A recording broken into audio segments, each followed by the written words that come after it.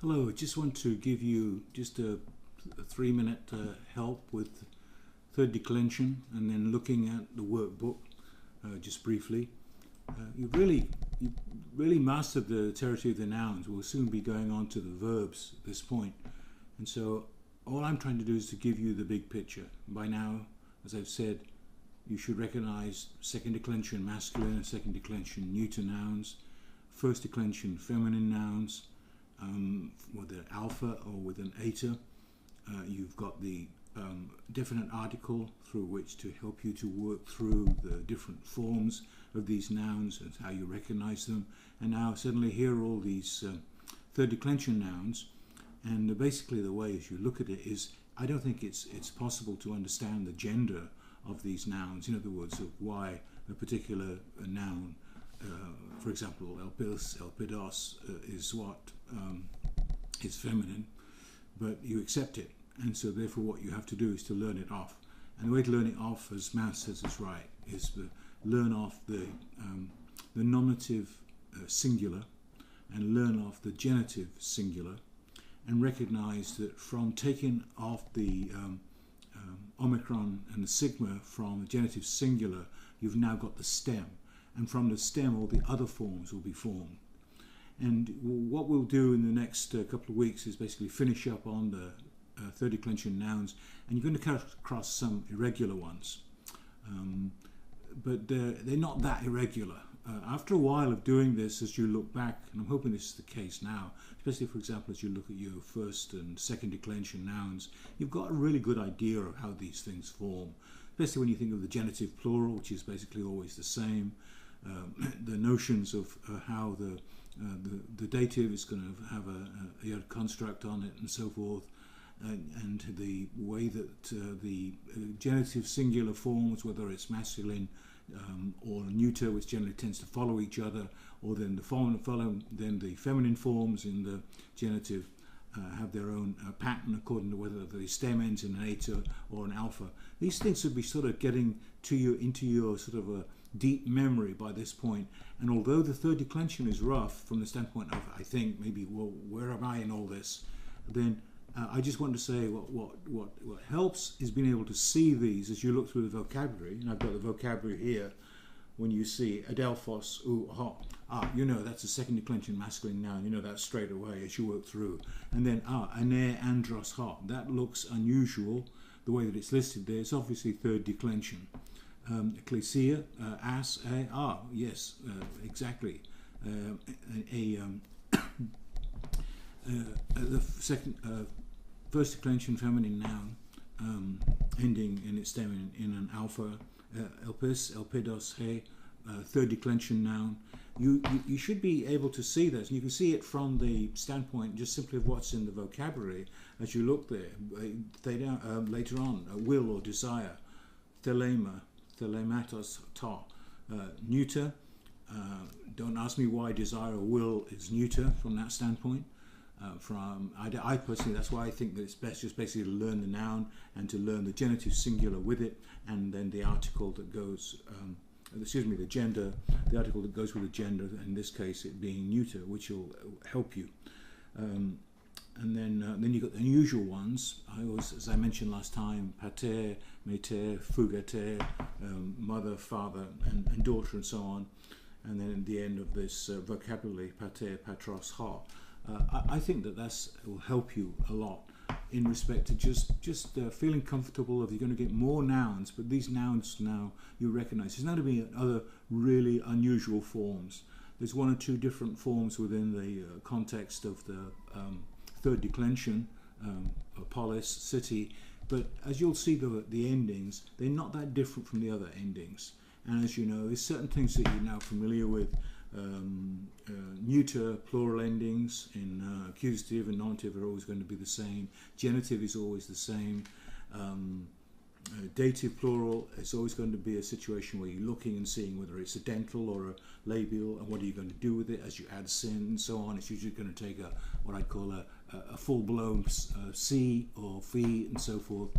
So from that standpoint, I think that as you look, and don't forget when you're doing translation, it's there before you. You don't have to conjure this up. And then you start to recognize. You look for the the tags, maybe, if we put it that way. You look for the ways that will help you unlock what its meaning is. All right, second thing is that I just want to make a few comments just upon how to do the workbook. I've got the workbook for this week in terms of page 36, in respect to the translation of number 1, ego, ebaptisa, humas, hudati, autos de baptize, humas en pneumati agio. And that's really taken straight out of Mark 1, verse 8. And there's 3 ways of looking at this when you do this workbook. As you know, one of the things that I'm doing is basically checking out that you're doing the workbook by getting you sending it to me. One way, I'm going to give you the really bad way here. The really bad way is to, have I got this? Oh, I haven't brought it over. Let me bring this book I have over.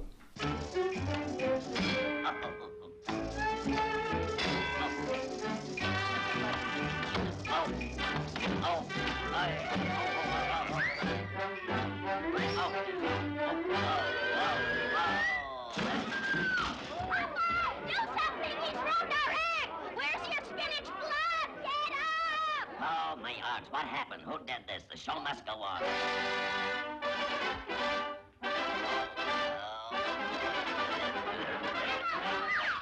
Hey, what happened? I can't stop. Hey, let's see. Oh, I get the idea. Hey.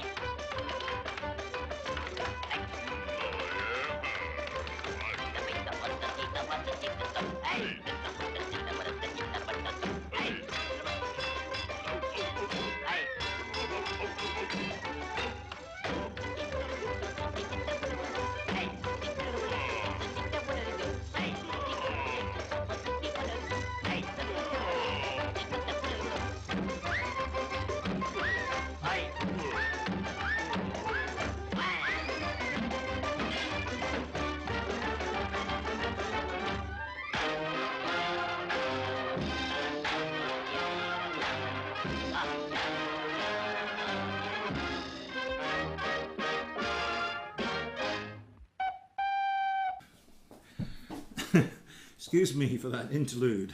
This is the Greek answer key. So I presume you've gone on Mounce's website and you can get all the answers here. And here it is. I baptize you with water and he will baptize you with the Holy Spirit. So therefore, to fulfill the requirements of this, you just put that out. This is the crass way of doing it, that you can't do it this way because you won't learn anything. You might pick up 1 or 2 things, but it's no good.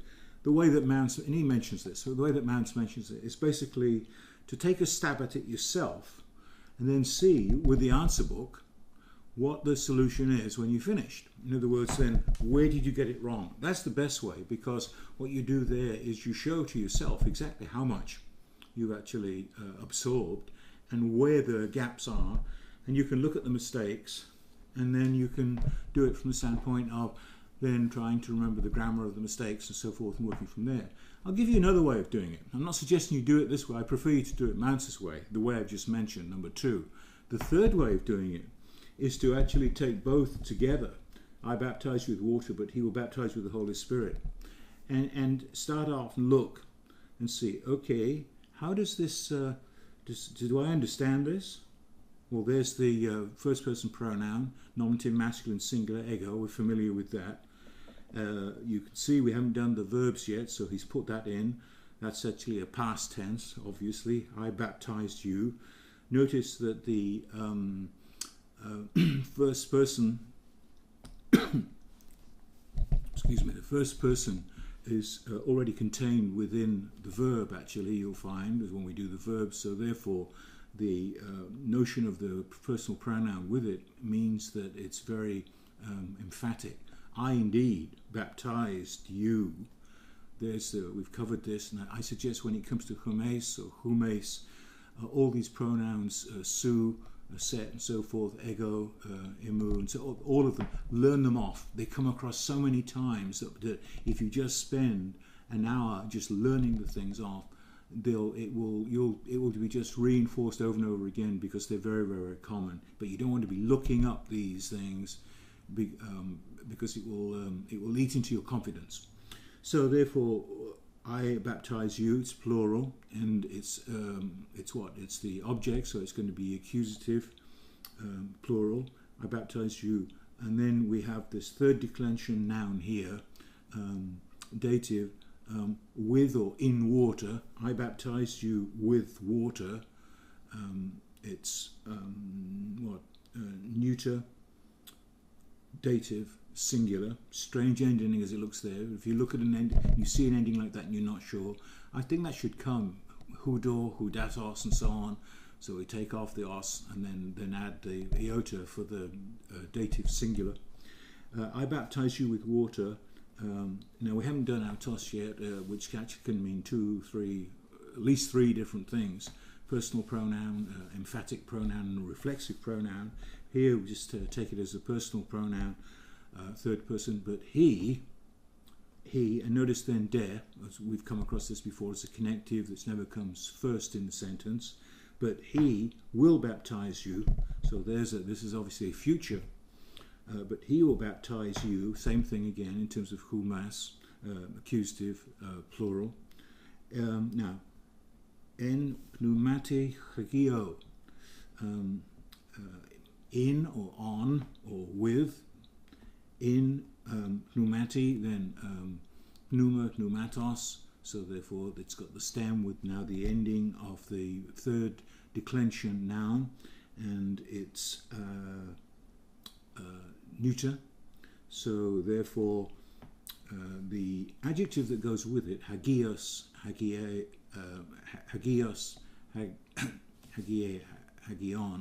is going to be likewise what? Neuter, dative, singular, hagion, hagiu, hagio. So that's why then the iota subscript with the omega is there, and